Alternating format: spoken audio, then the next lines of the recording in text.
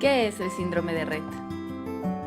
El síndrome de Rett es un desorden del neurodesarrollo que se presenta básicamente en las niñas, aunque en algunos varones puede estar presente, pero básicamente se presenta en niñas en edades muy tempranas, que se caracteriza por un compromiso en múltiples áreas del desarrollo, que puede tener una evolución a veces con regresión de muchos síntomas.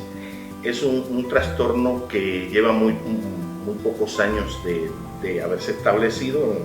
Solamente en 1966 en Austria, Andreas Rett encontró que en una serie de casos, de 21 casos, encontró 2 niñas que tenían movimientos muy similares en las manos, y de ahí comenzó a sospecharse el diagnóstico de esta situación de desarrollo. ¿Cuáles son los criterios de diagnóstico clínico del síndrome de Rett? Los criterios clínicos básicamente son 5.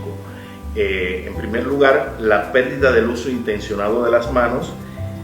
En segundo lugar, una regresión en el logro de las habilidades del lenguaje, un compromiso en el logro de la marcha, la presencia de movimientos intencionados de las manos que pueden ir desde el lavado de manos hasta introducirse una mano en la boca, 2 manos en la boca, entrelazar las manos, y son expresión de movimientos estereotipados que se repiten en el tiempo. Y la quinta característica sería un periodo de regresión inicial seguido de un periodo de mejoría o estabilización. Esos son los criterios clínicos más importantes que hacen considerar un diagnóstico típico de síndrome de Rett. Sin embargo, en 1999, en un laboratorio en Austria, se encontró el gen MECP2, que es una alteración en el cromosoma X y que se explica en más del 95% de los casos con diagnóstico clínico de síndrome de Rett. ¿Cuáles son los trastornos de quien padece el síndrome de Rett? La presencia de epilepsia, a veces de muy difícil control, de debut muchas veces antes de los 3 años, y que a veces es difícil su control medicamentoso. La presencia de escoliosis, que es una deformidad que está muy relacionada justamente con la pérdida del logro de habilidades motoras. Muchas de estas niñas no logran ponerse de pie, no logran caminar, y esto pues condiciona un poco la desviación lateral de la columna, generando una curva escoliótica que muchas veces necesita de un tratamiento quirúrgico por ortopedia pediátrica a fin de fusionar las vértebras de la columna vertebral y evitar complicaciones de restricción de la función pulmonar.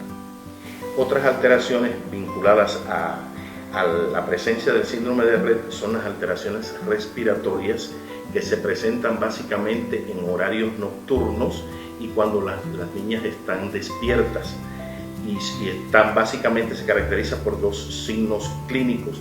Uno es la presencia de hiperventilación, o sea, un aumento de la frecuencia de la respiración, y retención de la respiración, o sea, periodos de apnea, que muchas veces se mejoran en el periodo de sueño, pero están presentes cuando la niña está despierta.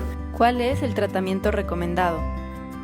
Las alteraciones del sueño y alteraciones respiratorias deben ser manejadas tanto por el especialista, muchas veces por el psiquiatra o el neurólogo pediatra, y los problemas pulmonares hay especialistas dedicados a la atención de rehabilitación pulmonar que deben ser consultados para establecer algunas acciones para minimizar estas alteraciones que pueden muchas veces perjudicar el estado de salud de las niñas. En relación al tratamiento farmacológico en las niñas con síndrome de Rett, realmente hasta nuestros días no existen estudios en humanos que puedan demostrar alguna manipulación del gen, o sea, la modificación del gen que pueda revertir las alteraciones neurológicas. Sin embargo, hay un estudio en el 2007 en ratones que quizás pudiera ser un parteaguas a mediano plazo de lo que pudiera constituir un manejo en las niñas, pero hasta estos momentos realmente no existen tratamientos específicos a nivel del gen. Sin embargo, hay otros medicamentos como son los neurotransmisores o los medicamentos neurotróficos que lo que mejoran la función del cerebro de manera general y que pueden ser usados en estas niñas. ¿Cuál es su esperanza de vida? Se ha ido incrementando la esperanza de vida de estas niñas, que inicialmente se hablaba hasta los 30, 40 años, y ya se han comprobado en algunos estudios australianos, por ejemplo, que las niñas pueden tener una esperanza de vida de alrededor de 50 años, lo que casi lo pone en igualdad de condiciones con un sujeto normal, y entonces esto pues hace que se busquen acciones constantemente para mejorar la calidad de vida de estas niñas.